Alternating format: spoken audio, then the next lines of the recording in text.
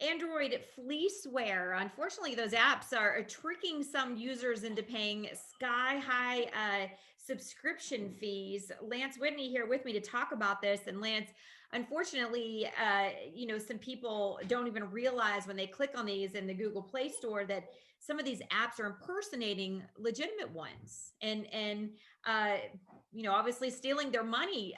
Before we get into the nitty gritty, talk a little bit about fleeceware in general. What is it for those that don't know what that word means? Right, Karen. So this is just yet another category to describe nasty and naughty apps, especially in the Google Play Store, which for various reasons tends to be a little bit less secure at times than Apple's App Store for the iPhone.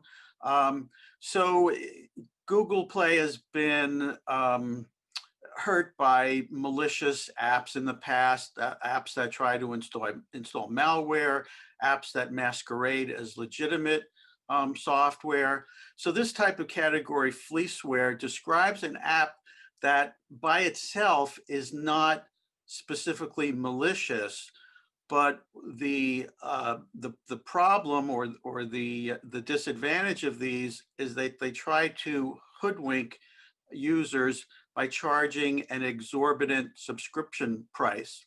And typically the way they work is they might start you off with a free trial, promising you can use this app for 7 days for free.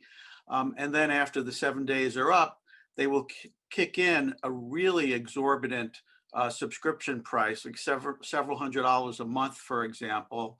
And the goal behind the developers, of course, is to hope that the user will just forget about the app, or they won't pay attention to the subscription charge, or they won't scour their credit card bill each month to note this $100 per month charge.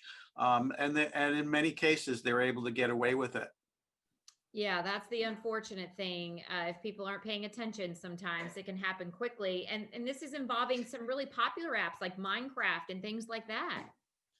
Right. So this report that I wrote about from a security provider, Avast, they identified 7 different apps that they charged as fleeceware, and most of these were modifications or what they call skins for Minecraft, which is a really popular game among kids, among adults. So it's a pretty hot topic to try to exploit. And what these apps do is they promise these modifications and these skins and these tweaks for Minecraft.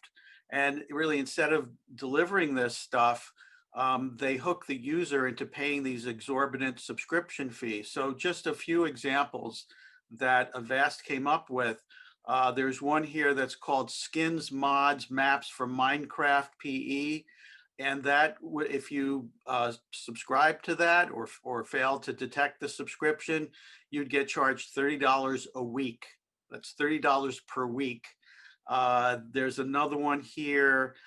They're all pretty much about the same price. There's one called Mastercraft for Minecraft, $30 a week. There's one called Map Skins and Mods for Minecraft, $30 a week. And what Avast found is that these had a huge number of downloads. Some of these had over 100,000 downloads, and some of them had over 1 million downloads. So that's really a lot of people who are getting caught by these apps and these high subscription fees without necessarily being aware of it. There are a few tip-offs before you even download and install an app that can alert you as to whether it's legitimate or not. And one thing is you want to pay attention to the description. Don't just look at the name or just the brief highlights of it. You want to be sure to read the entire description, because ironically, most of these apps come clean about what they're doing. They're not even trying to hide it. They will say right in the subscription, After our 7-day free trial, we will charge you $30 a week to continue this subscription. So they're not playing hard to get. They're telling you up front what they're doing. So make sure you read the description of an app thoroughly so you know exactly what you're getting into. Another thing that you can do is look at the reviews. The reviews of apps are usually a good clue as to whether it's legitimate or not. And typically with apps that are malicious or have some ulterior motive, you'll find that there are a lot of 1-star reviews and there are a lot of 5-star reviews and very little in between. So typically the 5-star reviews are ones that are written by bots that are automated and therefore not legitimate reviews that the developer or the company will push out there to try to hype the app and make it sound better than it is. And the 1-star reviews are typically from users who got bit by this app, whatever, whether it's malware or fleeceware or something else. These are the 1-stars are from people uh, who were caught by this and realize that, hey, this is not a legitimate app, and they want to warn other people. So those are two things beforehand that you should always do before downloading an app.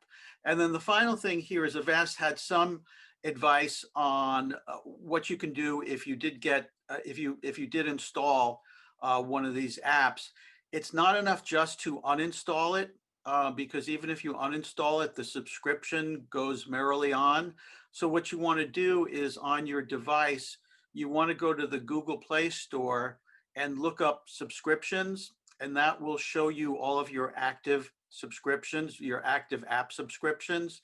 And then at that point, you can cancel the subscription for the fleeceware app so that it doesn't keep charging you hundreds of dollars a month.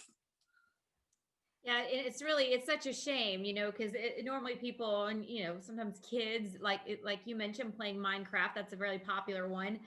Some of these others, people they don't always do their homework. You get in a hurry sometimes, or you take for granted that it's legitimate, and then you find yourself stuck in one of these.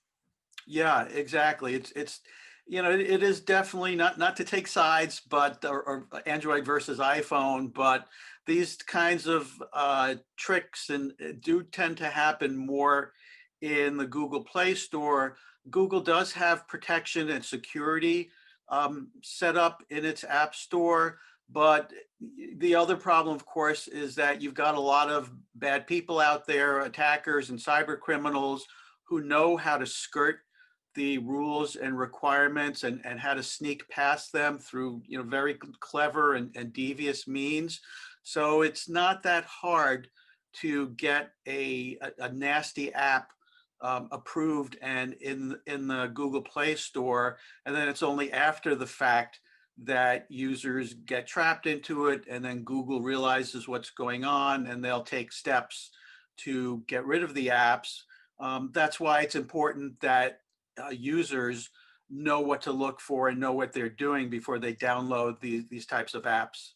Yeah, most definitely. And like you mentioned, I'm always glad for the people on all kinds of different situations that put those reviews, the negative feedback, so you do know from real people what the reality is of what you're about to buy or get yourself involved in. So, all right, Lance. Well, I know you've got much more about these specific apps, what people need to know, as you mentioned, all in your full article there on Tech Republic. We hope all of you will check it out. We appreciate you watching today.